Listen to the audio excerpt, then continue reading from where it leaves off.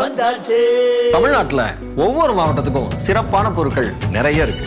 இதெல்லாம் எப்படி வாங்குறது தானே யோசிச்சிருக்கீங்க. அதுக்கு ஒரு வழி இருக்கு. டச் மை டவுன் அப்படின்ற ஆப்பை டவுன்லோட் பண்ணுங்க. உங்க இஷ்டத்துக்கு பிடிச்சதெல்லாம் ஆர்டர் பண்ணுங்க. touchmytown.com. நம்ம ஒரு பொருள், நம்ம ஒரு பெருமை. மக்களே, நான் உங்க ஜப்பார் பாய். நீங்க பார்த்துட்டு இருக்கிறது ஃபுட் ஏரியா தமிழ். இன்னைக்கு நம்ம என்ன செய்ய போறோம்னு பார்த்தீங்கன்னா கொத்தமல்லி சாதம். கொத்தமல்லி சாதம்னா என்ன நினைப்பீங்க? கொத்தமல்லி அந்த குச்சிங்க இருக்கு இல்லையா, அதுலேருந்து சாறு எடுத்து அந்த சாறுலேயே அரிசியை ஊற வச்சு வேக வைக்கிற சாதம் தான் கொத்தமல்லி சாதம். அதை ரொம்ப சிம்பிளாகவும் ஈஸியாகவும் செய்ய ஆரம்பிச்சிடலாம். ஒரு ஜூஸ் ஜார் எடுத்துக்கலாம். அதுக்கு முன்னாடி நான் ஒரு 300 கிராம் அரிசியை ஊற போட்டேன். அது புழுங்கலாக இருக்கட்டும், பச்சரிசியாக இருக்கட்டும், ஊற போட்டாச்சு. ஒரு அரை மணி நேரமாக ஊறிட்டு இருக்கு. இப்போ ஜூஸ் ஜார் எடுத்துட்டேன். ஒரு 3 இன்ச்சுக்கு இஞ்சி பீஸுங்க கட் பண்ணி வாஷ் பண்ணி வச்சுருக்கேன், போட்டுடலாம். ஒரு 10 பல்லு பூண்டு தோலோடு வச்சுருக்கேன், வாஷ் பண்ணிட்டேன், சேர்த்துடலாம். பச்சை மிளகாய் 6 பச்சை மிளகாயை கட் பண்ணி வச்சுருக்கேன், பாதி பாதியாக. பச்சை மிளகாயும் சேர்த்துடலாம். இப்போ இதுக்கு மேலே நம்ம கொத்தமல்லி புதினா இதெல்லாம் சேர்க்க போகிறோம். ஃபஸ்ட்டு ரஃப்பான இருக்கிற பொருளுங்க ஜாரு கீழே போட்டோன்னா கொஞ்சம் ஈஸியாக அரையும். இப்போ கொத்தமல்லி 2 கட்டு நான் சேர்க்குறேன். தண்டோடு இருக்குது. சில பேர் தண்டு வேஸ்ட் அப்படின்னு சொல்லிட்டு தூக்கி போட்டுருவாங்க. நம்ம தூக்கி போடக்கூடாது. இதில் இருக்கிற சாரையே வச்சு தான் நம்ம செய்ய போகிறோம். இந்த கொத்தமல்லியும் சேர்த்துடலாம்.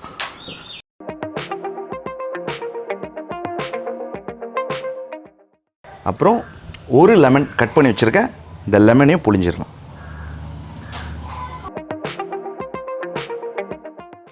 அடுத்தது ஒரு அரை கட்டு புதினா, அதே மாதிரி கட் பண்ணி வாஷ் பண்ணி வச்சுருக்கேன். புதினாவையும் இதில் சேர்த்துடலாம். இப்போ செய்ய போகிறது கொத்தமல்லி சாதம் இல்லையா. ஏற்கனவே கொத்தமல்லியோட காம்புங்க வச்சு அதை வேஸ்ட் பண்ணாமல் அதில் இருக்கிற சாரை வச்சு ரசம் செஞ்சுருக்கோம். அது நம்ம சேனலில் இருக்குது, போய் பாருங்கள். யூஸ்ஃபுல்லாக இருக்கும். ஏன்னா நிறைய பேர் தண்டு தூக்கி போடுவீங்க இல்லையா, அவங்களுக்கு யூஸு. இப்போ இதில் ஒரு அரை லிட்டர் தண்ணி ஆட் பண்ணுறேன். அப்போ தான் நம்ம ஜூஸ் புழிஞ்சி எடுக்கிறதுக்கு ஈஸியாக வரும்.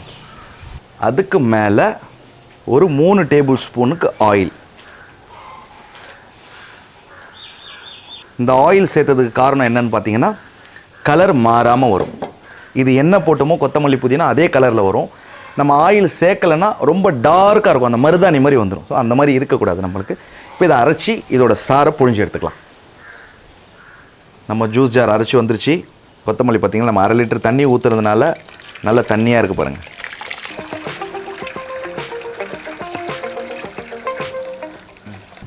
இப்போ இதை நல்லா நசுக்கி இதோட சாறு மொத்தத்தையும் எடுத்துடலாம். இப்போ இதில் அரை லிட்டர் நம்ம தண்ணி ஊற்றணும். கொத்தமல்லி புதினா பச்சை மிளகாய் இதுலேருந்தும் தண்ணி வரும். இதில் எவ்வளோ வந்திருக்குன்னு பார்த்தீங்கன்னா ஒரு 200 ml வந்திருக்கும். அப்போ எவ்வளோ ஆயிடுச்சுன்னு பார்த்தீங்கன்னா 700 ml தண்ணி ஆயிடுச்சு இல்லையா. இப்போ இதை எடுத்து ஓரமாக வச்சுட்டு, இப்போ இந்த அரிசியை நான் ஒரு அரை மணி நேரத்துக்கு ஊற வச்சேன், பச்சை தண்ணியில் வடிச்சிட்டேன். இப்போ இந்த அரிசி இங்கே இருக்கட்டும். இதில் என்ன பண்ணுவோன்னா, லேசாக இந்த அரிசி முழுகிற அளவுக்கு இந்த கொத்தமல்லி தண்ணியை ஊற்றுவோம். அவ்வளோதான், ரைஸ் முழுகிடுச்சா. ஏன்னா அதில் நல்ல கலர் வரும் அரிசியில். அதுக்காக பேலன்ஸ் இருக்கிற ஜூஸை நம்ம வச்சுக்கலாம். ஓரமாக வச்சுட்டோம். ஒரு பாத்திரம் எடுத்துக்கலாம், அடுப்பு பற்ற வச்சுக்கலாம். இந்த நேரத்தில் ஒரு 100 mlக்கு கடலெண்ணெய் ஆட் பண்ணிக்கலாம். இதில் ஒரு 4 லவங்கம் சேர்க்கலாம், ஒரு 4 ஏலக்காய், 1 இன்ச்சில் 2 பட்டை பீஸு, ஜீரகம் ஒரு 2 சிட்டிகை அளவுக்கு, ஒரு ஸ்டார் அனீஸ் ஆட் பண்ணியிருக்கோம்.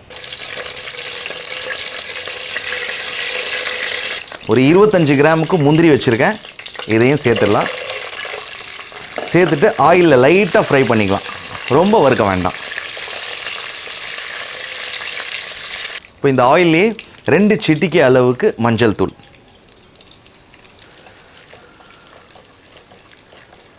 அவ்வளோதான், மிக்ஸ் ஆகிடுச்சு. ஃப்ளேமை லோ பண்ணிக்கலாம்.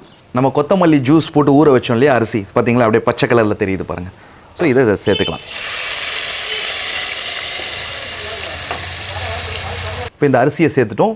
அதில் இருக்கிற ஜூஸையும் அதிலேயே போட்டோம். பேலன்ஸ் நம்ம வச்சுருந்தோம் இல்லையா ஜூஸு, அதையும் சேர்த்துடலாம்.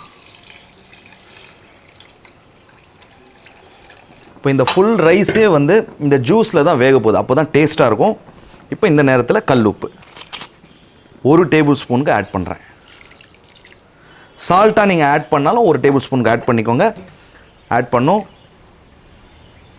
மிக்ஸ் பண்ணிக்கலாம் அந்த மாதிரி.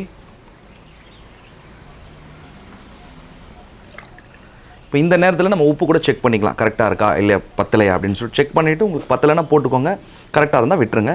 நல்லா இந்த மாதிரி மிக்ஸ் பண்ணி விட்டுருவோம். எல்லா இன்க்ரீடியனும் போட்டாச்சு. இப்போ ஒரு தட்டு எடுத்து மூடுவோம். மூடிட்டு ஃப்ளேம் ஹையில் வைப்போம். நல்ல ஒரு கொதி வரும். கொதி வந்ததுக்கப்புறம் லோ ஃப்ளேம்லேயே அப்படியே விட்டுட்டோன்னா அந்த கொத்தமல்லி சாறையே அந்த ரைஸ் குடிச்சு அதுக்கப்புறம் ட்ரை ஆகிடும். அதுக்கப்புறம் இறக்கி நம்ம சாப்பிட வேண்டியதான். ஹை ஃப்ளேமில் வச்சோம், நல்லா கொதிச்சதுக்கப்புறம் லோ ஃப்ளேமில் வச்சோம். நடுவில் ஒரு 2 தடவை ஓப்பன் பண்ணி கிண்டி விட்டேன். இப்போ எப்படி இருக்குன்னு பார்ப்போம். சரியான ஸ்மெல்லு, ட்ரையாக இருக்குது பார்த்தீங்களா? இது வந்து லோ ஃப்ளேம்லேயே வச்சதுனால நம்மளுக்கு தண்ணியெலாம் ட்ரை ஆகி அரிசிலாம் நல்லா வெந்து எப்படி இருக்கு பாருங்கள், உதிரியாக. ஆல்மோஸ்ட் வந்து நம்ம பிரியாணியில் தம் போடுற ப்ராசஸ் தான். பிரியாணியில் என்ன பண்ணுவோம், அரிசி போடுறோம்னா நல்லா மசாலா கொதிக்கும், அரிசி போடுவோம், அதுக்கப்புறம் ஒரு கொதி வரும், அதுக்கப்புறம் லோ ஃப்ளேமில் வச்சு கிண்டிகிட்டு இருப்போம், அதுக்கப்புறம் தட்டு மூடி விட்டு ஒரு 10 நிமிஷம் தம் போடுவோம். அதே ப்ராசஸ் தான். லைட்டாக இப்படி அரிசி நகட்டிட்டு கீழே பார்க்கணும் தண்ணி இருக்கா இல்லை. அப்போது ட்ரை ஆகிடுச்சு. நம்மளோட ரைஸும் நம்ம போட்ட ஜூஸ் மெஷர்மெண்ட்டில் கரெக்டாக இருக்குது. இதை பாருங்கள், ரைஸ் நசுக்குது, ஃபுல்லாக தம் ஆகிடுச்சு. அடுப்பை அணைச்சிருவோம். நம்மளோட கொத்தமல்லி சாதம் ரெடி. இப்போ இதை தட்டு போட்டு மூடி வச்சுட்டு ஒரு அரை மணி நேரம் கழித்து சர்வ் பண்ணலாம். இன்னும் கொஞ்சம் சாஃப்டாக இருக்கும், சாப்பிடும்போது அப்படி இருக்கும் ருசி. இதை வந்து என்னடா கொத்தமல்லி ரைஸ் எப்படி இருக்கும் அப்படின்னு யோசிக்காதீங்க, ஒரு தடவை ட்ரை பண்ணுங்கள். இந்த கொத்தமல்லி சாதம் செஞ்சதுக்கு காரணம் என்னென்னு பார்த்தீங்கன்னா, சம்மர் சீசன் ஆரம்பிச்சிருச்சு. இந்த கொத்தமல்லி புதினா இதெல்லாம் போட்டு செஞ்சதுனால வயிற்றுக்கு நல்ல குளிர்ச்சி. இன்னும் அதே நேரத்தில் பார்த்தீங்கன்னா பசங்களுக்கு வந்து லஞ்சு கட்டி அனுப்பலாம். நீங்கள் காலையில் பேக் பண்ணி கொடுத்துட்டிங்கன்னா அவங்க மதியானம் சாப்பிடும்போது அப்படி ஓப்பன் பண்ணுவாங்க, கம்மன்னு இருக்கும், அவங்களும் சந்தோஷமாக சாப்பிடுவாங்க.